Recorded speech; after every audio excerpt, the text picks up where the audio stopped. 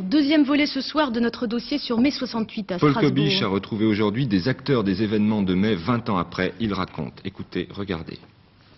Le ministre a admis que l'université de Strasbourg explore les possibilités d'une telle autonomie et fasse des propositions pour cette expérience.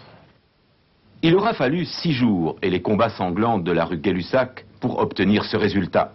Mais dès le lendemain, les étudiants empêchaient la tenue du conseil universitaire qui devait prendre acte de la décision du ministère. À peine obtenue, l'autonomie était donc rejetée par ceux qui détenaient alors le vrai pouvoir. Car c'est là que j'ai compris l'importance des médias, en particulier l'importance, le micro. Dans une révolution, tenez le micro. Si vous tenez le micro, vous tenez la foule. Les professeurs sont restés partagés tout au long des événements. Même ceux qui avaient pris très tôt le parti des étudiants, même ceux-là ont été sidérés par la brutalité de l'événement et par ce qu'il signifiait. Quel sentiment à l'époque? D'abord, le sentiment un peu d'une catastrophe, en quelque sorte. Celui d'une remise en cause radicale, et d'autant plus radicale, je veux dire, qu'on ne l'attendait pas. Et qui faisait que tout d'un coup, presque du jour au lendemain, dans la seconde, eh bien tout ce qui était une sorte d'édifice s'écroulait. Et pourquoi s'écroulait-il? Parce qu'on avait le sentiment que ça ne reposait sur que des conventions admises comme ça, de façon implicite par chacun, et qu'il n'y avait aucune contrainte autre que celle acceptée. Et tout d'un coup, on s'apercevait que tout cela n'était qu'une sorte de château de cartes qui s'écroulait dès qu'on était remis en cause, qu'on vous demandait finalement qu'est-ce que vous faites, vous, en tant qu'enseignant. En Alsace, comme dans le reste de la France, cet écroulement s'intensifiait.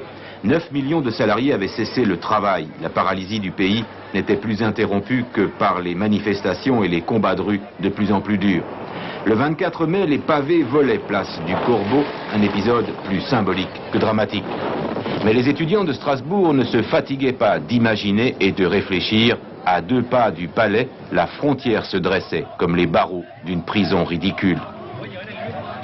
Au QG des étudiants, on ne voyait pas d'issue et pour cause. Même parmi les meneurs, on croyait à tout sauf à une révolution. Certains d'entre eux en feront leur philosophie et par la suite de la politique.